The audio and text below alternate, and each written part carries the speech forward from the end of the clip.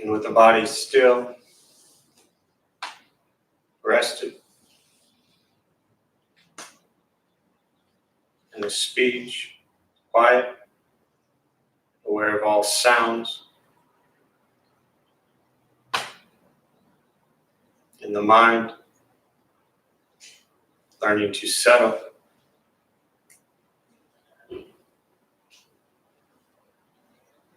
Know what it's like to just sit and breathe.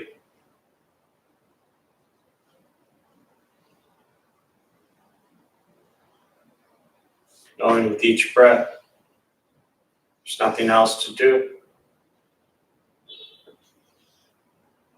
nowhere else to go, and no one else to be.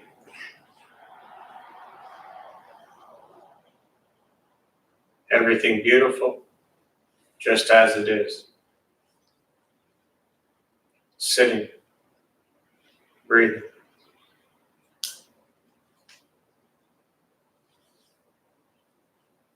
Once again, taking 3 deep breaths, slowly.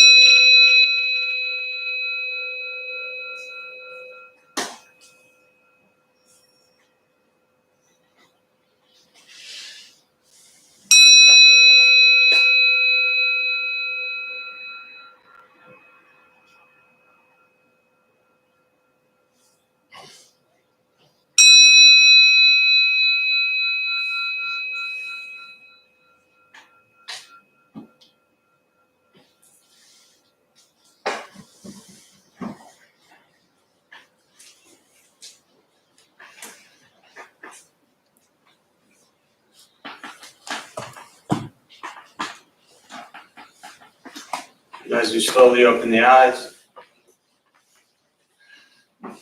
slowly begin to move.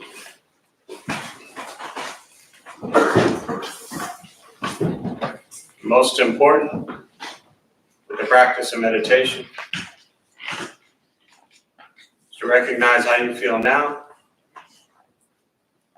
immediately after. Compare this to how you typically feel throughout your day. Recognize the difference, if there is one. And ask yourselves how you prefer to feel every day for the rest of your life. And realize however you feel now, if it's quiet, calm, still, or a busy mind, racing mind, whatever you're sitting with, has nothing to do with anything I said. It has nothing to do with how we sit, with the hands across the legs. It's nothing to do with the sounds around us or anything else for that matter. It's everything to do with your own mind and your own mind's reaction to an external condition. This is what the Buddha called prakritya samupata, means dependent origination. This is the basis of the Buddha's awakening. The word Buddha simply means awakened. He was a human being no different than anyone in this room who began to understand why he suffered, why he got angry, sad, depressed, stressed, anxious. He began to understand the causal relationship of all phenomena. What that means very simply for all of us in this room, regardless of where you come from or what you believe in or where you think you're going, your whole life is filled with things that happen. You react. more stuff happens, more reactions. That's what we get. This practice is learning what it's like to respond to something quietly, peacefully, still. Because for most of us, the way you responded to the last 20 minutes is quite different from how you respond to everything else that's happening throughout your day. And all we're working on is closing the gap where the way you feel now is closer to how you feel always. Just as driven, motivated, productive, successful, whatever that means to you in your respective lives. But with a mind that's steady, clear, focused, distracted by nothing, disturbed by no one. This is not an easy practice. This is not an escape.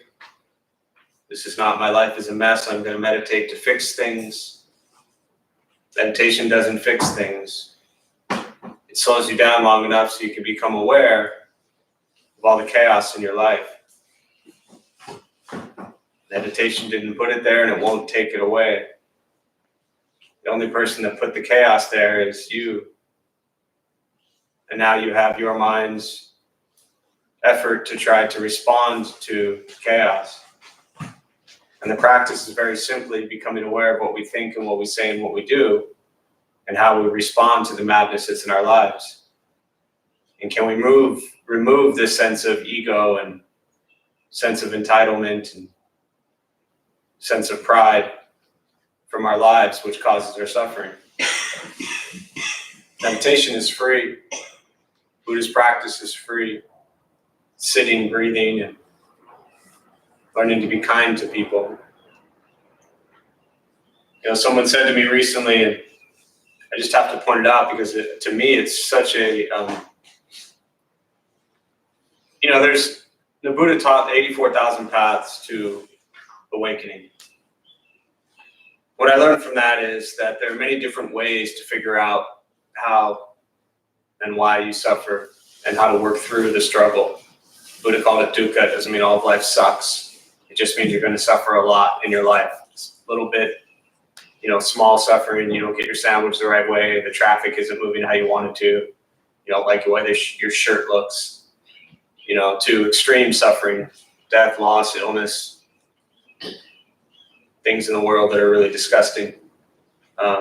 There's some pretty severe suffering out there. But either way, within all of that, the question is how do you respond to it? And someone said to me recently, through the practice that they've learned, and that's the challenge, is you have the Buddha who taught 2,500 years ago. He lived, he died when he was 80, and then you got a bunch of other people after that, just as unenlightened and ignorant as anyone else, myself included, thinking they know what the best way is to share the Dharma.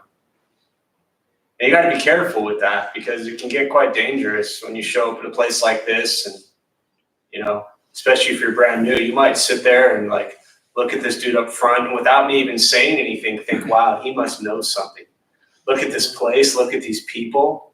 We spend the first 20 minutes at a place like this checking everything else out before we even pay attention to what's going on, right? Don't be fooled by people who share the Dharma. They don't know anything more or less than you do.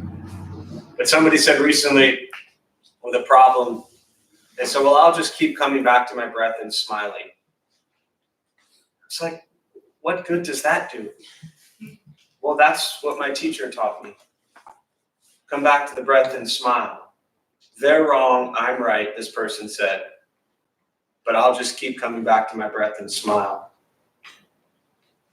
Do you know how much ego is wrapped up in that view?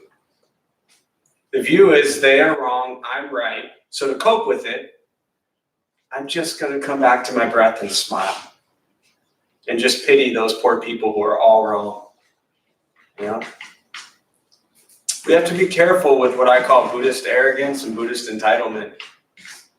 That just because you go to Buddhist places and listen to Buddhist teachers and read Buddhist books and all those kinds of Buddhist-y things, that doesn't make you any better than anybody else. I don't care if your teacher was the Buddha himself. It doesn't mean you understand life or Dharma any deeper than anybody else.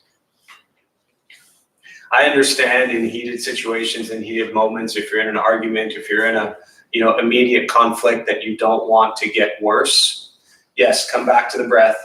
and smile, because it'll make that moment a little bit easier to deal with so you don't do things that make things worse. But as I elaborated on this kind of understanding, it became very clear to me that this person really just didn't like the other person and clearly thought they were wrong. And their only way of dealing with it was to come back to the breath and smile. Not at all to explore whether or not maybe they had something to do with the problem. Does anyone in here try to just deal with people and think they're wrong and then just, well, it's okay, your ignorance is yours. Anyone here ever do that? Yeah, there's a lot of hands, and those hands didn't come up. You're just too tired to put your hands up. Be careful with these teachings and this idea that if we just come back to the breath and smile, that means everything's going to be okay. Recognize your ego in a situation. Recognize the role that you're playing in this situation. Recognize why this person might be pissed off at you to begin with.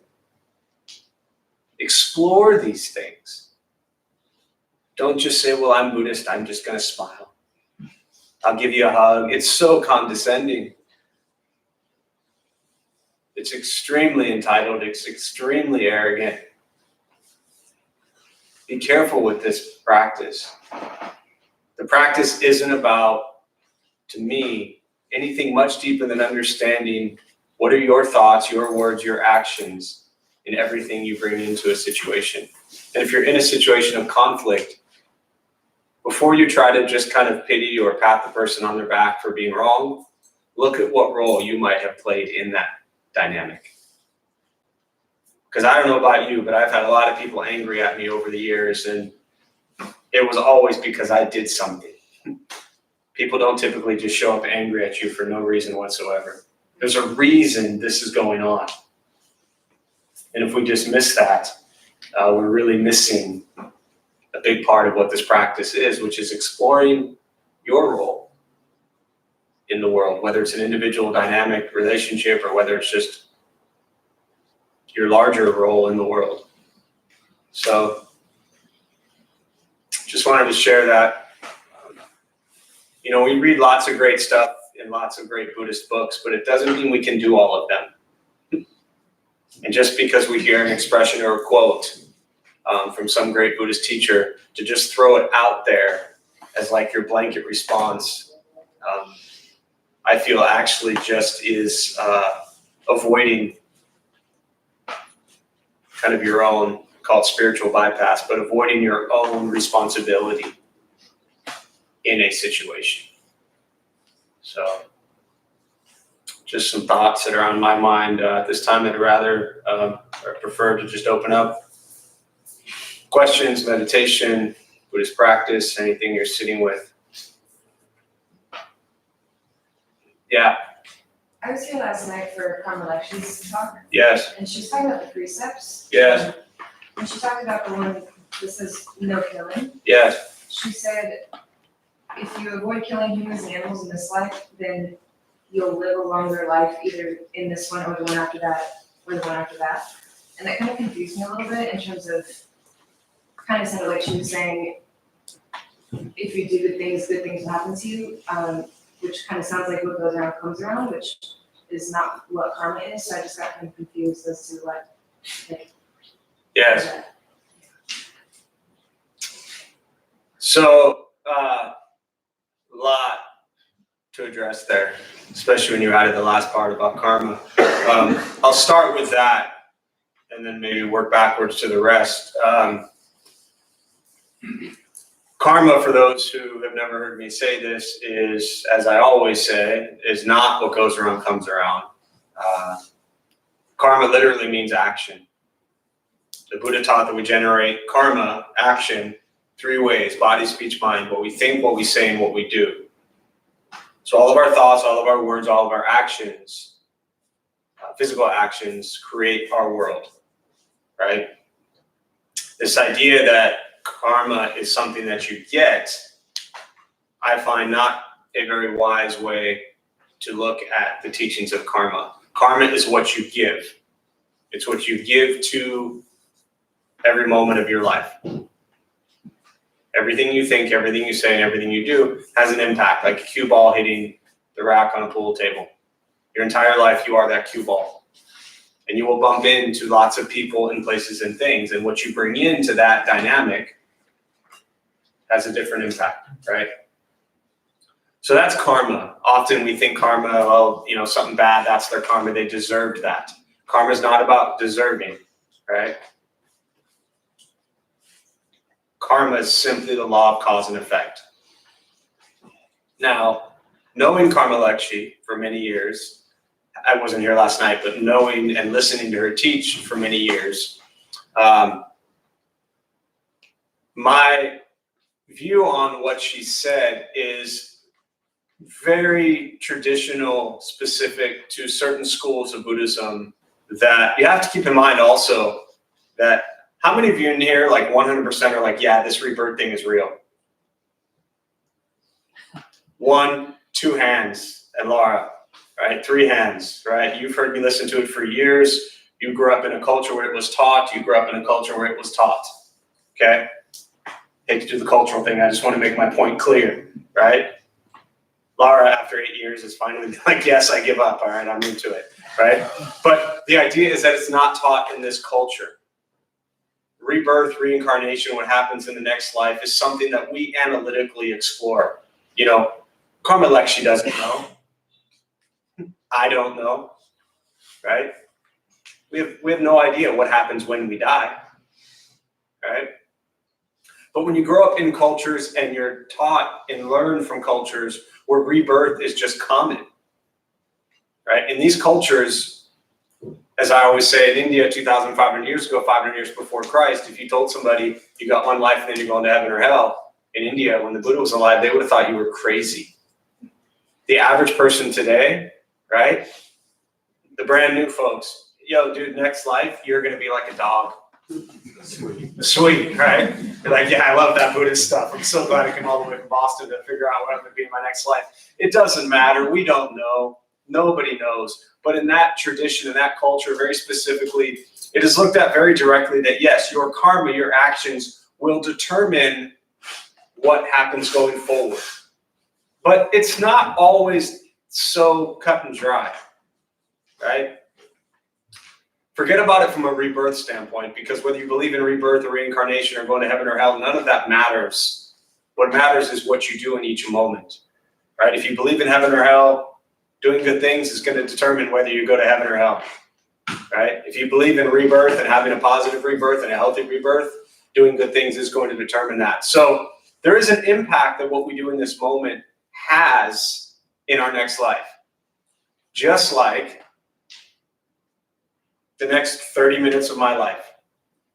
If I do good things for the next 30 minutes of my life, there is a good chance, a higher probability, that minute 31 to 35 will be pretty good also. But there's no guarantee of that. We like to think that if we do good things, that good things will happen. And unfortunately, too many of us think to all the people doing bad things, we want bad things to happen to them. Oh, well, they're doing bad things. They're terrible people. They're going to get bad things. That's an extremely unhealthy view to have. It's really based on this ego that says, I want other people to suffer. And the people who are doing bad things, they're doing bad things because they are suffering a lot. They don't need any more suffering. The people doing bad things, we don't actually want them to suffer. We want them to find a kind, compassionate heart so they don't suffer. And if they don't suffer, they don't do things that hurt people. Anytime we've done things that hurt people, it's because we're suffering, right? So there's no guaranteed mathematical equation that says if you don't kill people, you'll live longer in your next life, right? So it's a nice idea. I wouldn't cling to it. If you want to cling to it, I would ask somebody to show you how it works or to tell you about it from their own personal experience. Yeah, good question. Does that address it? Yeah. The precepts themselves, the basic 5 precepts are And the idea behind no harming really comes from no killing comes from no harming, to do no harm. And the first 5 precepts are no lying, no killing, no stealing, no sexual misconduct, and no intoxicants or anything that alters the state of mind. You know? Yeah. What about caffeine? Is that like Is that a no-no? Yeah. Yeah. So in what's called the Vinaya, the Buddhist precepts, right? This is your first time here. All right, quick show of hands. How many of you have been here a lot over the years? And how many of you drink caffeine? Does that answer your question? There were actually more hands that went up to the caffeine one. My point is, especially for somebody who might be new to Buddhism and checking this out, kind of on a follow-up theme, be very careful about thinking like Buddhists don't do this and Buddhists do this. Buddhists can't do this and Buddhists are just human. In fact, other than probably the 2 or 3 people and maybe 2 or 3 more in here, nobody in here is even Buddhist, right? I always say I'm a Jewish kid in an old Christian church leading a Buddhist temple. The people in this room are Christian, Catholic, Muslim, Jewish, pagan. You'll get like maybe 5 people in this room, maybe 6, that would actually say they're Buddhist. So it's not about being Buddhist. It's about recognizing what you do. Coming back to the caffeine question, the Buddha taught in the Vinaya, it's a code of conduct, there were literally 227 to 311 precepts. Some were major, some were minor, that he asked them to follow. And it wasn't like he sat down and made a list. He recognized things that caused harm in the community or caused harm to individuals. And he said, basically, hey, let's not do this, right? And to my knowledge, caffeine is not there, but garlic is. I know, right? Like, screw that Buddhist stuff. I like garlic. So you understand my point. Maybe you don't yet, but let me finish my point. I think I do, but I'd rather hear it. Yeah, the point with altering, the real teaching behind nothing that alters state of mind, which most commonly gets referred to in a modern day as drugs and alcohol, caffeine absolutely alters your state of mind, right? Chocolate absolutely alters your state of mind, right? Lots of things that we put into our bodies alter our states of mind. It doesn't mean that these things are bad. It doesn't mean that they're wrong. It doesn't mean you should stop. But part of it is to recognize craving is a root cause of suffering, right? Craving, desire, addictions, right? We run a huge recovery group here. You know, we've got hundreds of people a week here coming for meditation, Buddhist teachings, and recovery all together. And we all have these cravings and addictions, right? I'm a coffee drinker. I stopped 2 days ago. Do you have any idea how bad my head hurts right now? Caffeine withdrawal. I'm in so much suffering at this moment. It's not even funny. Why? Because I have an addiction to caffeine that I want to stop. You know? So it's your place in that kind of addiction or attachment, and your place in how that alters your state of mind.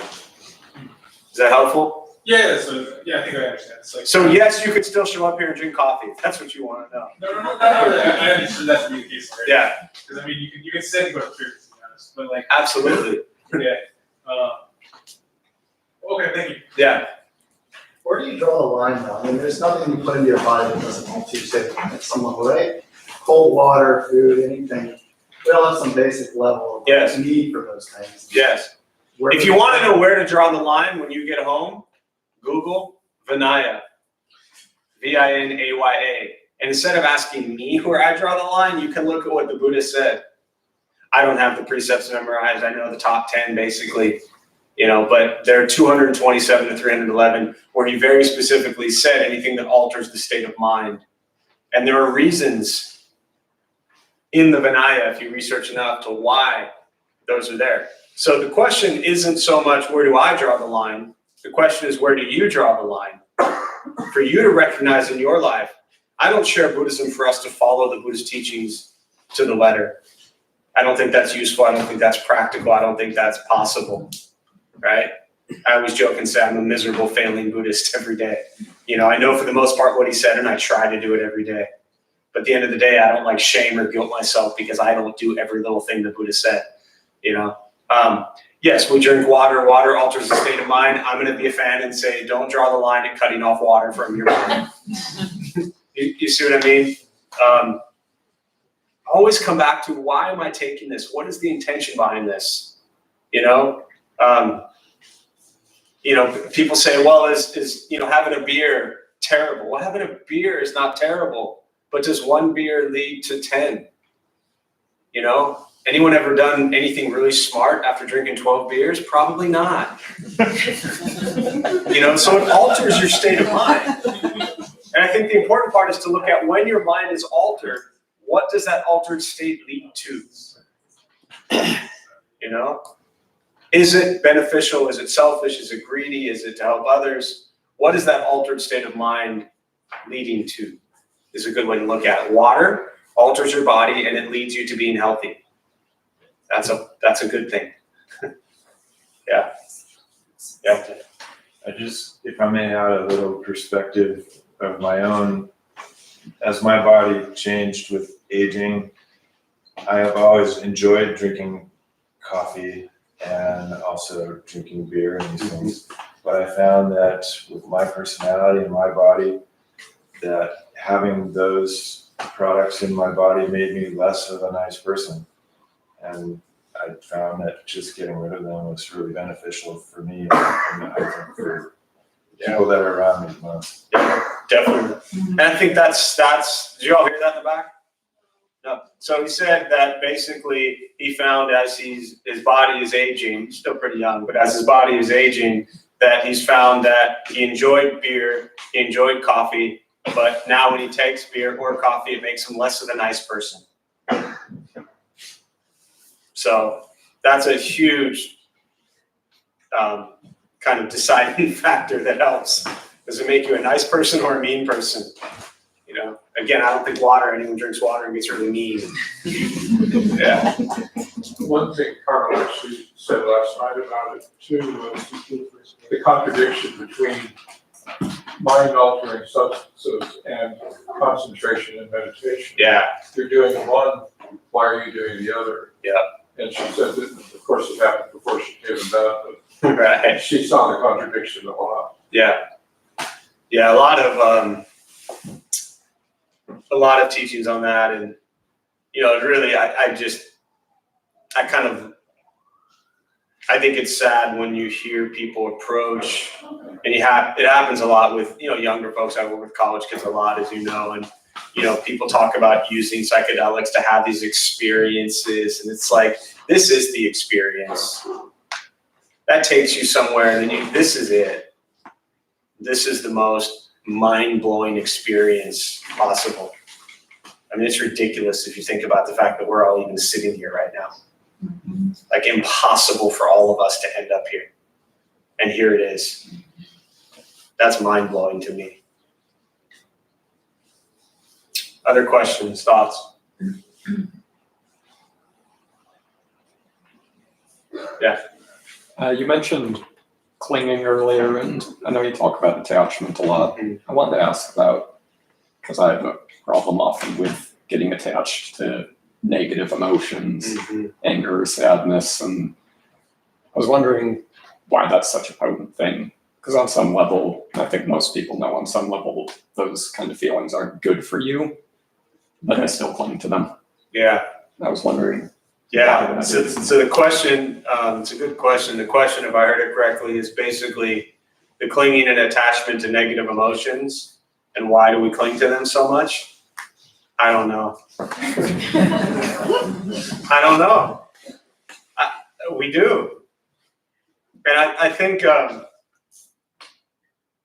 me, if I look at, again, for those who knew, clinging, attachment, these are things that cause suffering. Whether it's negative, healthy or unhealthy, negative, positive words that we know. We like good, we cling to that, we crave it, we want more. We have an aversion to this, we run from it. So our whole lives is spent kind of running away from things we dislike and running towards things we like. So the question is, even just mentally and emotionally, why do we cling to things that are, unhealthy in our minds and our hearts? Again, I say I don't know very seriously. But I think the most important part to that question and practice is to not necessarily, for me, to understand why I do it or why I would do it, but to understand when I'm doing it. My follow-up was going to be how to stop doing that. Yeah, okay, so let's go to that place. Let's go to instead of trying to figure out, you said his follow-up was going to be how to stop doing it. So instead of trying to figure out why, to me the practice is, let's just work on moving away from it. I wouldn't even work on stopping it. If you've been having attachment to negative thoughts for 30 years, it's going to take a while to where you may never stop having this attachment to negative thoughts and views. But what you can do is work on moving yourself away from them by understanding the impermanence of them, by kind of redirecting attention and focus to something else, right? And that's what the meditation practice is. We sit there, breathing in, breathing out. We're trying to focus on breath. Random thoughts arise, from food to, whatever, back to the breath, next thought, back to the breath, next thought, back to the breath. So when you find yourself stuck in this cycle of negative emotions, move your attention to something else. When you're in it and you recognize it sucks, remind yourself that it'll pass, because it has. I mean, every moment that you've sat in complete misery, thinking about negative emotions and thoughts, what's amazing? You survived them. Because here you are. Here I am. Here you are, as is everybody else in this room, right? It's a question that comes up a lot. I don't know why we do it. You've heard me say over the years, for some reason we don't always sit around and think about all the good things in our lives. Maybe make a list. Maybe sit today and write a list of 10 good things. Can you come up with 10 good things that have happened to you in your life? Yes. Yes, all right. Maybe even 20, possibly, right? You can stretch it a little bit. Make a little list of 10 good things that have happened in your life. You keep it in your pocket. And every time you start thinking about all the negative stuff, pull out that list. You're like, wow, look at these 10 things. These are all pretty good. And then you're going to crumple it back up and throw it away and go back over here. But try to figure out a way to redirect your mind. But to try to stop that from happening is a much deeper, longer practice of getting over the ego, the I, the pride. The other thing is, another way to look at it potentially, does that make sense so far? Yes. Another way to look at it potentially is try not to see these things like the negative past or emotions as things that happen to you, right? There's that sense of I, the ego, me. This happened to me. Poor me, my life sucks, my experience is my. And that's why we're all here. Nobody's here because they're worried about everybody else, right? For the most part. We're here because I suffer. So if we can begin to remove that and start looking at it and say, this happened. My ego, myself, the identity that I gave me, interacted with that moment, and it caused some pain and suffering. But if I don't create this concrete story around that was me, I mean, yes, it was you, but it's not who you are. It's just something that happened. It doesn't identify you. It doesn't make you anything. It's just an experience, and it sucked. But it doesn't define who you are. So, and again, that's a much longer, deeper practice to kind of work on, to figure out how can I not attach to these stories and recognize that they're just, again, they're karma, they're experiences. Your karma brought you to these situations. Not because you deserved it, not because it was good, not because it was right, but your thoughts, your words, your actions put us all in places. Okay? Let me close on that thought, because that can be a little bit heavy if you've never heard that before. So all of us, our karma, put us in this room right now. Now, if I say to you all that your karma puts you here, right, to sit here on a Saturday morning in a quiet, peaceful place, to listen to church bells, to have people being relatively nice to you, right? If I say that's your karma, nobody really argues with that. No one's like, no, that's not my karma. That's just what's happening. That's your karma. Now let's say something tragic happens here right now. Huge tragedy hits. That's our karma. It's what's happening. Ultimately, the Buddhist teachings on karma is not about good or bad, right or wrong. It's the law of cause and effect. Because we all sat down here right now, we got to share meditation and Dharma together. And we say that's wonderful. If something tragic happened right now because you were sitting right here, right? Still your karma, but we would say that sucks. It doesn't change the karma, the action of the occurrence. Yeah. These are much tougher to grasp, especially when we look at maybe past trauma or things that have happened in our lives. It's not fault, right? Nobody feels at fault for being here right now, do they? One guy, yeah. What's up? I know you're ready to close. Yeah, I'm ready to close. You just said we come to this class because we all suffer. Okay, I don't look at myself coming to this class because I'm suffering. good for you. That's good. I'm here to learn and to listen. That's and great. Listen to the discussions. It's beautiful. I'm glad you don't suffer. You figured it out. You can teach next week. Maybe I'm out of time to debate you on this right now. No, maybe I'm looking at suffering different than how you're interpreting or how I'm interpreting. Discomfort, angst, dissatisfaction. Does anything happen in your life that you're not okay with? Not at the moment. I'm very happy. I'm content. Good for you. I'm going to close on that. We'll join palms. May the benefit of this practice be shared with all beings in all directions. May all beings be at peace. May all be free from suffering. May any merit gained from this practice be transferred to those who need it most.